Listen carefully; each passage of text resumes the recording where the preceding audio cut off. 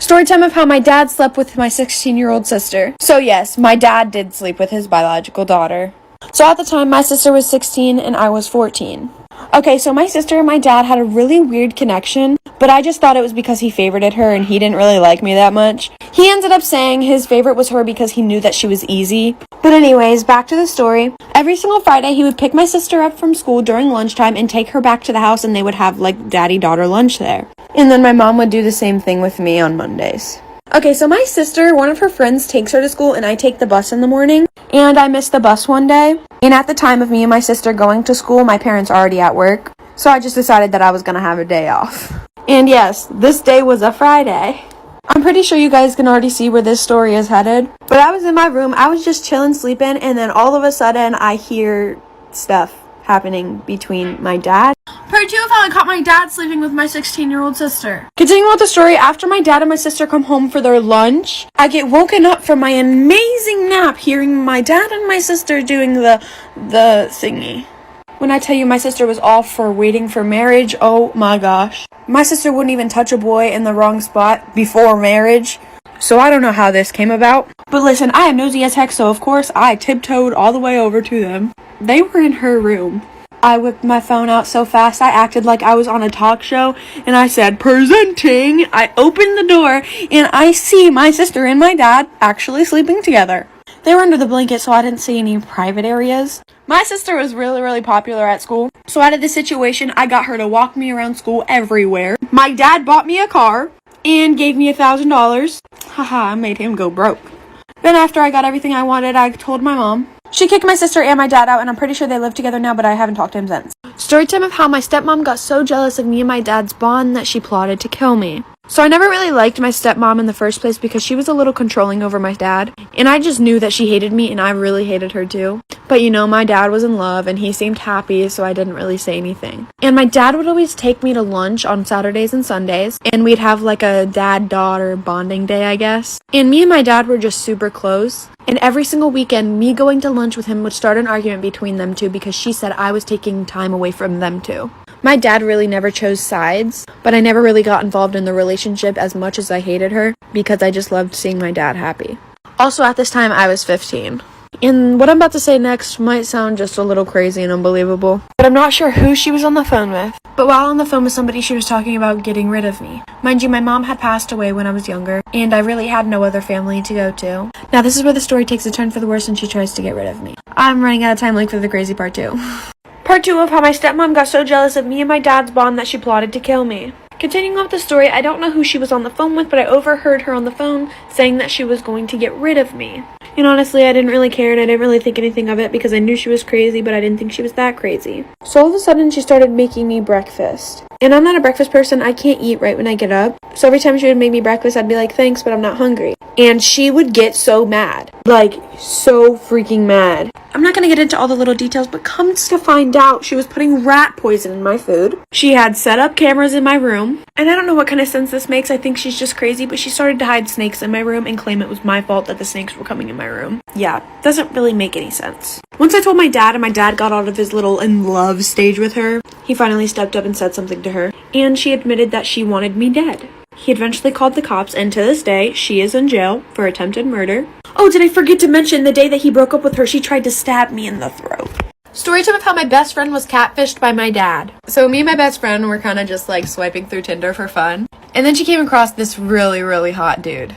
So of course, she swiped right, and they talked all night long. And he said he had an Android, so he couldn't FaceTime, but his messages were blue, so I thought something was off. She was too blinded to see that something was up in the first place because she was messaging with a really hot guy. So about a week of them just like texting back and forth and I guess getting to know each other, they decided that they were gonna meet up. So they both decided that they were gonna meet up at an Olive Garden near them.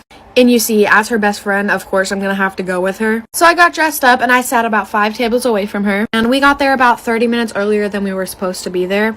Okay, so my best friend had 3 bowls of fettuccine alfredo before he got there. So when he got there, it wouldn't look like she ate a lot. Then I see my dad walk in, all dressed up and fancy with a bow tie and everything. This story time just gets so much more funnier, so like for a part 2. Part 2 of how my best friend was catfished by my dad. Continuing with the story, I see my dad walk into the restaurant all dressed up. Mind you, my dad's married. To my mother, of course. So I was like, ooh, my dad and my mom are finally going on a date together. And then he looks over to my best friend and walks over to the table. When I tell you my heart dropped, my heart has never sank so deep inside me so fast. He sits down and asks her, is this Mackenzie? When I tell you I busted out laughing so freaking hard I fell out of my chair. And almost everybody in the restaurant turned around and looked at me, and so did my dad. And I walk over to the table and I'm like, what the heck is going on here? My best friend is literally just sitting there in shock, no emotion on her face. Then he looks at us, he looks really confused, his face goes blank, and then he goes, I was just trying to teach y'all girls a lesson. I told my mom and I was just getting a laugh out of it, and then she looked through his phone and said that he was meeting up with a bunch of 14-year-old girls. So comes to find out, my dad is a pedophile. My mom kicked him out, and if you're one of those girls, I really do apologize. Storytime of how I found out that there was a guy living in my attic. I'm even pretty sure there's a couple articles on this. So basically, living in the house was me, my mom, my dad, and my younger sister. This story ends up taking a huge twist, so just stay tuned for that. Also, keep in mind that my boyfriend's name at the time was Jacob.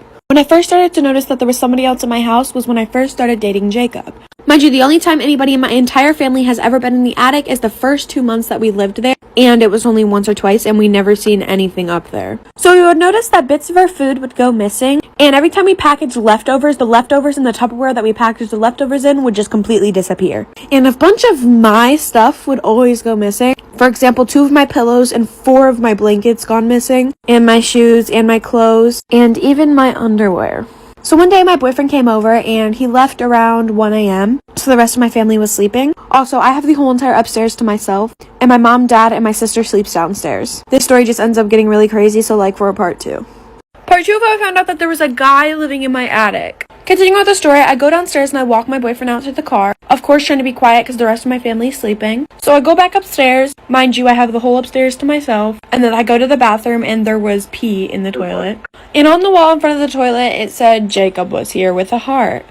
So I took a picture of it and I posted it on my private story because I just thought it was funny and cute at the same time. And he slid up and said, what? And then he swore up and down that it wasn't him. So anyways, it freaked me out at first, but at the same time, I didn't really care. So I didn't really pay any mind to it. So to speed the story up, my dad had to go in the attic for something, and he found an actual mattress covered in insulation. And in the corner, he found a guy. The guy looked very sickly, skinny, but scary at the same exact time. So, of course, my dad called 911 right away, and the guy admitted to stealing our food, stealing my underwear, stealing things out of my room, basically stealing from us overall, stealing our food, etc. I'm not gonna time, but he ended up being a wanted criminal, but he's in jail now, so yeah. Storytime of how I got sexually assaulted by my stepdad for 4 years straight and nobody believed me. So my mom got with my stepdad when I was 5 years old, and all of the sexual assaulting started around 6. It went from the little things as of just saying dirty jokes to me, all the way to actually sexually assaulting me. One of the little things that he did is he would hide all of my underwear, then tell me I can't wear the dirty underwear that I had on, so I would have to go without wearing underwear, then he'd force me to wear a dress, so it's easier for him to touch me in all the wrong places. And he would always bribe me to sit on his lap by letting me fake drive the car. He would literally sit in my bed while my mom was at work and force me to watch adult videos, and would force my hand in places that it shouldn't go. He has done so much more things to me, but I don't really want to go in detail with everything else. And then one day he told me that if I ever told anybody about this, that I would be in very big trouble and my life and my mom's life would be at risk. And at such a young age, I didn't know what to do, so of course I kept everything to myself. And then things just got a lot worse. I'm running out of time for a part 2.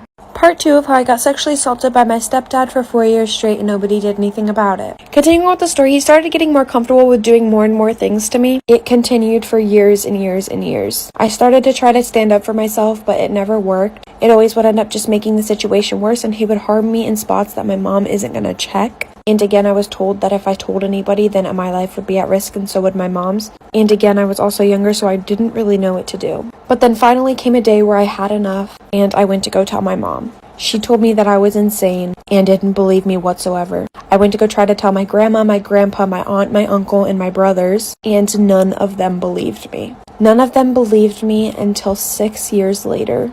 I am now 17, and because my mom was so blindsided by this boy that she didn't believe what was happening in her own household, it caused me to have many scars, very disturbing, traumatizing experiences. Also wish me luck because in exactly 2 weeks from today, I'll be seeing this guy.